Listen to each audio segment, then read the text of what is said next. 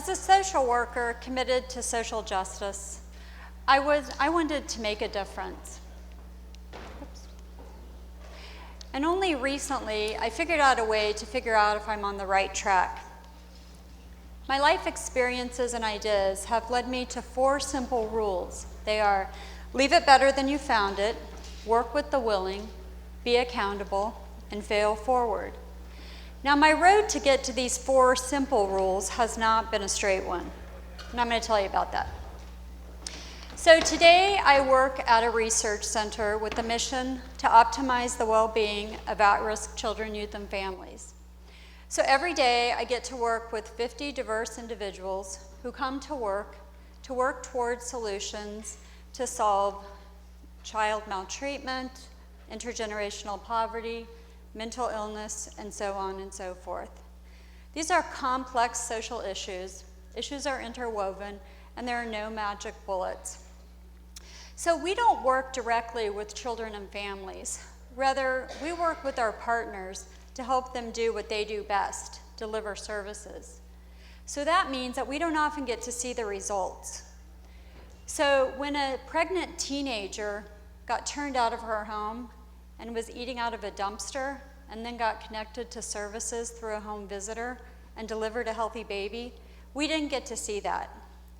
And when a 22-year-old who hears voices and suffers from anxiety and paranoia gets a meaningful job, we only hear about that. So bottom line is that we all want to know what our purpose is, and we all want to know that what we do matters. So I grew up a perfectionist. I was the daughter of a mother who didn't have the opportunities that I've had. I was challenged at every juncture. So for example, when my kindergarten teacher said, bring 5 things that begin with the letter S, my mom said, I'll bet you can bring 50. And so by default, I became the family achiever, and this gets hard to maintain when you have kids of your own, and you have the resident biter at the playgroup, and the biter is the one on the right. So you have to start figuring out a different way of measuring what you're doing. And while I always wanted to do my best and sometimes be my best, I didn't always know what best was or how to know if it mattered. And then 10 years ago, I went to a job interview and I was asked this question: where do you see yourself in 5 years, and how will this job help you get there? Has anybody had that experience? Been asked that question? Well, I can tell you, I had no idea, and I panicked. Because although I have a graduate degree in community mental health, I hadn't practiced for several years and I wasn't licensed, and I was staying home doing the mommy thing for the past 6 years. So I was spending a lot of time at playgroups and volunteering at preschools, and I was doing a lot of age-inappropriate things in the backyard, like paper making, when they really just wanted to dump sand into the wading pool. And I was often so sleep-deprived that sometimes I would crawl around on the floor picking up toys, and instead of vacuuming, I would pick up that piece of rice cake and I would just eat it. And actually that worked pretty well until one time it was a clod of dirt. But I tell you all this because I had no grand plan, and I had no idea where I was going to be in 5 years. I mean, I kind of had this idea that maybe someday I would make something happen, but when, how, or what it was, I really had no idea. So back to the job interview. I responded that I was kind of a journey kind of gal, and that kind of resonated, but I wasn't the top candidate for the job. But somehow I ended up getting the job. And that first day of work, when I got assigned a federal grant that was due in a month, I came home crying because I didn't have any idea what I was doing. And I realized that I had kind of fibbed and maybe outright lied about my grant writing abilities. And that first grant not only had a very unfortunate acronym, BRICK, or BRICK, It also wasn't very good, and it didn't get funded. So I spent the entire first year wondering if I was going to get fired, but I didn't. And somehow things rolled on, and our boys grew up. I ended up getting my doctorate, and I found my spark: child maltreatment prevention and early childhood. Then I got offered a job as a federal project officer in a home visiting program. And I thought that maybe this would be the gig where I'd really make a contribution to social change. But it wasn't, and I was on a treadmill. And I really felt like I didn't think anything I was doing was remotely making any difference to anybody. And then in 2012, I got offered the position where I'm at now as the director of the center. And I knew that this was a once-in-a-lifetime opportunity to work with like-minded people, and I did not want to mess it up. And then 2014 happened. It was a really, really crummy year. I lost two really important and influential people in my life: my dad to a multitude of chronic diseases, and one of my closest friends to severe depression. So my dad's passing wasn't a quick thing. It was more of like a 5-year daily synopsis of if he was living or dying on that particular day. And when you're in that living and dying limbo, the idea of what a good day is shifts. And then on April 5th last year, it was over. My friend's death, 5 months later, did surprise me. And in retrospect, it shouldn't have. I mean, I have a degree in mental health, and she'd been depressed for years. But somehow it did surprise me. Now, I share this hurt with you because even though it was a really icky and crummy and painful year, it was a tipping point for me where a lot of things came together. I started to speak my truth. I started to say my passions. And I also started to confront unpalatable situations. And I can tell you that not everybody appreciated that. So clarity, purpose, transparency, and authenticity became part of my daily routine. So sometime during that same year, I was asked to give a speech to a group of social workers in Kansas City. And the instructor asked me to talk about making a difference to a group of young, idealistic social workers who wanted to change the world. And I realized I was that young, idealistic social worker, and I still am to a point. I'm just a little thicker, and I have a few more wrinkles. But last year, while I was working on that, a few things started coming together for me, and I started feeling a real urgency. Because if we sit around waiting for that perfect plan for something to happen, then nothing will change.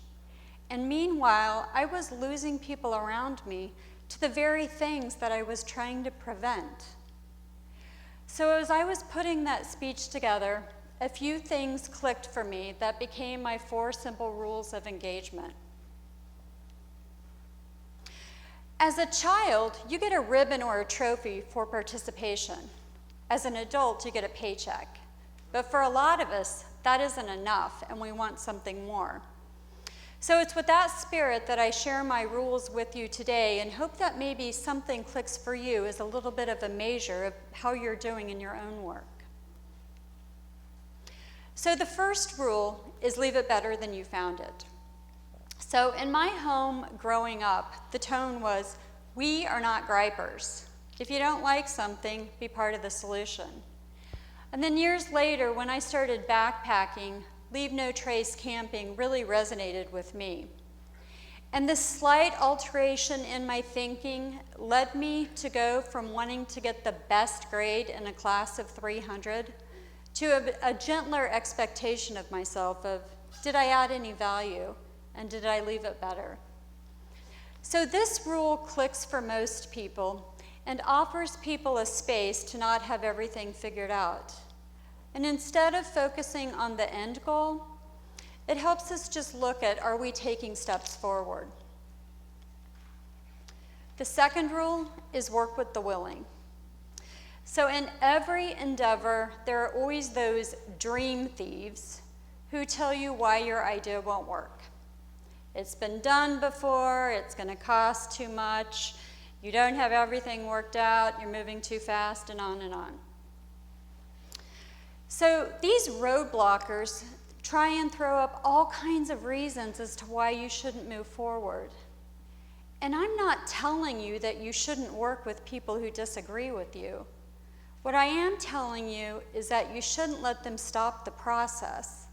Just keep driving the bus and try and get other people on board. And also know that leadership is sometimes lonely. And being on the right side of an issue doesn't always win you popularity contests. So this rule also makes sense to most people, but unfortunately, it does not come with an instruction manual on how you neutralize those professional criticizers or dream thieves. And so for that, I just refer you back to rule number 1. Just try and leave it better than you found it. The third rule is be accountable. This one is kind of a no-brainer for everybody. Do what you say you're going to do, be responsible, focus on quality work. And people who are accountable in their work trust their supervisors more, and they also have higher overall job satisfaction. However, it's interesting that people are much more willing to hold themselves accountable than to confront other people who aren't holding up their end of the bargain.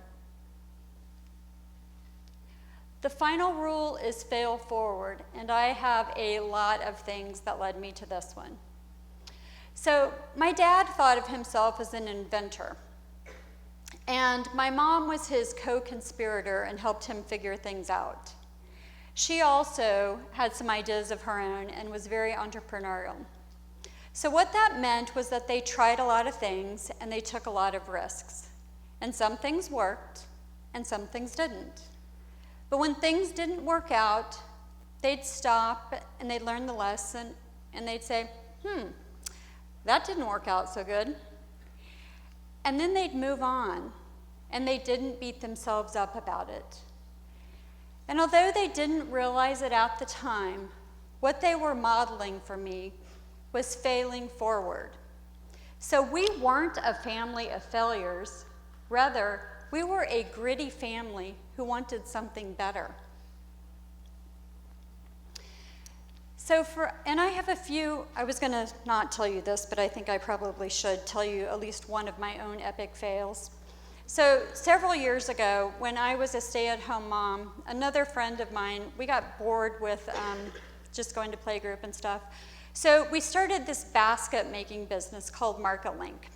And we were going to help those busy professionals with customer service. So long story short, we made a little bit of money, we amused ourselves, and then we got sued by a major credit card company because I naively took our leased credit card machine, they used to be big and clunky before Square, and I gave it back to this guy in a McDonald's parking lot. And he never canceled our contract, and so we got sued. So that's what we call an epic fail. So today for me, failing forward is difficult for me as a mother and with my own kids. Because you don't want to see your kids suffer stupid mistakes that become more painful and costly as they transition into adulthood. And for new staff, it's also difficult because they really want to shine and they confuse fail forward with failure. So in our work, we talk a lot about big F fails, which are those types of things as not meeting a deliverable or getting sued by a credit card company. And small F fails, such as trying to introduce something new or a new way of working together that doesn't necessarily get adopted. So while failing forward is the most difficult thing for people to practice, I really think it's the most important. For if we as leaders in this community can cultivate a safe place where people can land gently when they take risks, then think about the possibilities. And we can have really tapped into a realm where we can take dreams and turn them into tangible actions. And I think that's pretty cool. To quote psychologist Carol Dweck, we'll have moved people from a fixed mindset where they focus on traits they have to a growth mindset where they think about possibilities. I'd also like to pause and share just a few of my possibilities and my opportunities for failing forward this next year. And these aren't really related to my work. One is I'd like more family-friendly policies. The second one is I'd like to get an office pig. And the third one is that I really want Richard Branson to follow me on Twitter, which is why I tag him a lot, just in case you're wondering. So anyway, back to the rules and why they're important to me. So the 4 rules help me know that my work matters. And every day, that's enough for me to get up and to come back to work and to do it again. Because I really believe that people deserve better. I mean, 1 in 4 children in the United States live in poverty. 5 children die every day from child abuse. People who experience a lot of trauma in early childhood die 20 years earlier from those who have more stable childhoods. And globally, 35% of women experience some type of domestic violence. And I don't think that's good enough. And I want better. So although the media and statistics tell us otherwise, we need to keep the faith that these types of problems are solvable. And the 4 simple rules help me know that we're moving forward just a little bit. So they might not resonate with everyone, but they do seem to strike a pretty universal chord with most. And I find that I'm using them more and more at home, at work, and in relationships. So they help define boundaries and set expectations. They also provide a method for engaging in productive conflict when things aren't working optimally. And they also give us a way to give us permission to try things and fail and offer acceptance when things don't work out. So if you're going to try these rules yourself, you're going to need to bring authenticity, vulnerability, and urgency and hope to the table. Being real, exposing your own fails, and sharing your personal self are what's going to get people to trust you enough to join your ripple. So the next time you're involved in a social change effort, I invite you to ask yourself, are you leaving it better than you found it? Are you working with the willing? Are you being accountable to yourself and to others? And finally, are you failing forward? And if you can answer yes to any one of these 4 questions, then you're already starting your own small ripple that could lead to big change. And I believe that if enough of us start small ripples, we can change the world. And that's why I think this is an idea worth sharing. Thank you.